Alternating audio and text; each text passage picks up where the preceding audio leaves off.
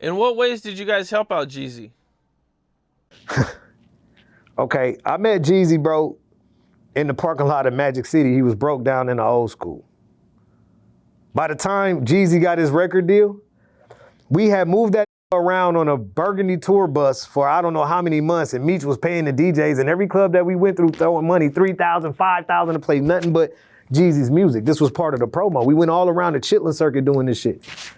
Jeezy in Atlanta was known as BMF during this time, and the crew of BMF, before we went to jail and all that, was uphailing Jeezy as a BMF member.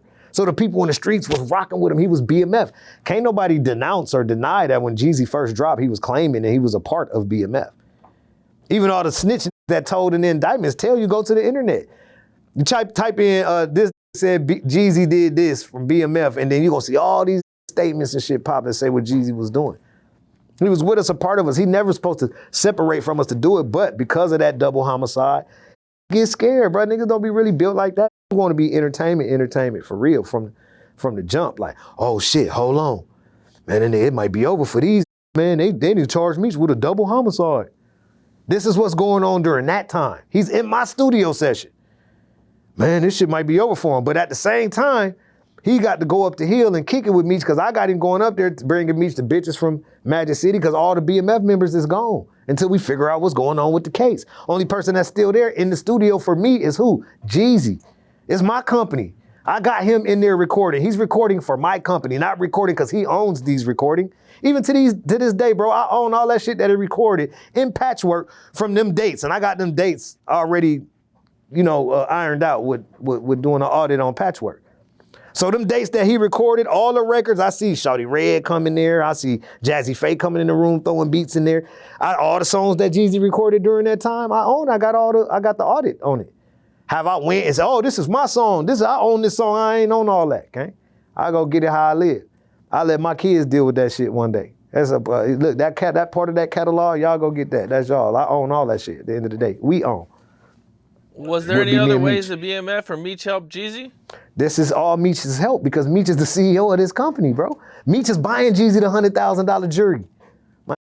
That Jeezy was putting on to where Jeezy ain't had no shit like that when I met him. I met him in a broken down old school. Jeezy was saying shit, man, I got to get me a 745 or something, man. Y'all pulling up in all this shit. I got to be pulling up in something, man. I got to be pulling up in something.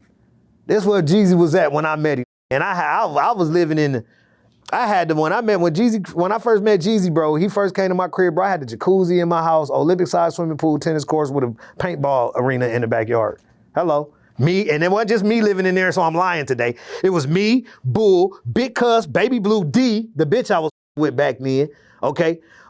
Big Drum, and S-Dog. At least, it was 7 people in that house living in there. All of us living in that. That's how I was living when I met Jeezy. I can't tell you where he lived at, what he was doing when I met him. This is the levels that I be talking about. No matter where a person goes in life, when you meet them up and you understand their origins and how they got to that point, and you saw it the whole way, was one of the people trying to see it through from the beginning, then you got a different outlook and output on the people. You know what I'm saying? I was there. If y'all go back and look at the Raw report, bro, it tells a lot. It entails a lot. Even when you read in between the lines of what ain't being said, of actions, you can see how I'm looking at that nigga and dealing with that I had an issue with him. Even though this is for my company, this is for marketing, we still didn't help create this monster, so I still gotta make it look like it's cool.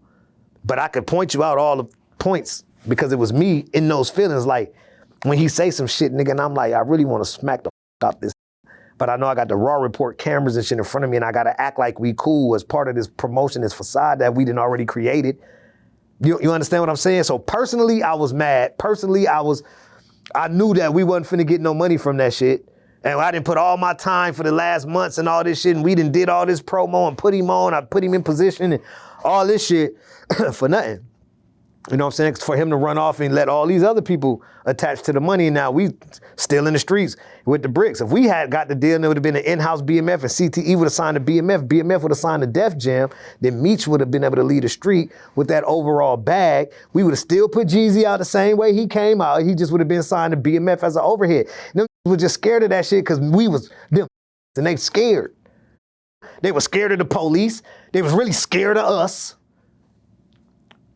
All of that was around back then. Shout out Coach K, because he with me, you know what I'm saying? Even after all that shit, looked out for me since he been with QC and all that shit. Allowed me to record at they studios, don't pay none. Bleu in that room, Bleu in that room. Migos come in, they in that room. I bounce to the B room. You feel me? All that shit been going on. So you know what I'm saying? I shout out, even Coach K came in on my career and tried to help me ladder 2013, 14.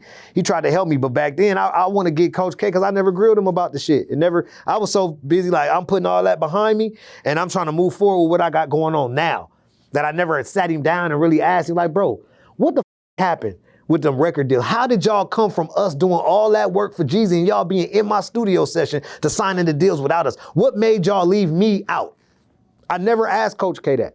Never asked him that. Never asked him because we had started doing business again. I was like, it's water under the bridge now. Jeezy Ben ran off, did the bitch ass shit. Like the shit is done. All I can do is talk about it in an interview now. Go after that I know I legally own as far as music is concerned. But other than that, I do me, bro. I've been trying to work other people all these years. You know what I'm saying? I still try to work other artists and help other people and help other artists, bro. Even my kids and everything, bro. I'm just that kind of person. Even I get $2 million and instead of finding out what I'm gonna do for myself, I wanna help all the people that I'm connected to that I got the love for, that I know is about something and that should be helped. That's how I always been. That's how Calico bitch ass and all them living in my house and shit before they start running around with Lil Meech and shit. I know he getting a little name now so I can mention his name on the shit. Know what I'm saying? But go look all this shit up and where these origins and where all these came from, gang. Came from the gang. On gang. What's up? This is Cam Capone. We got more content like this coming soon. So hit that like button, subscribe, and stay locked in to Cam Capone News.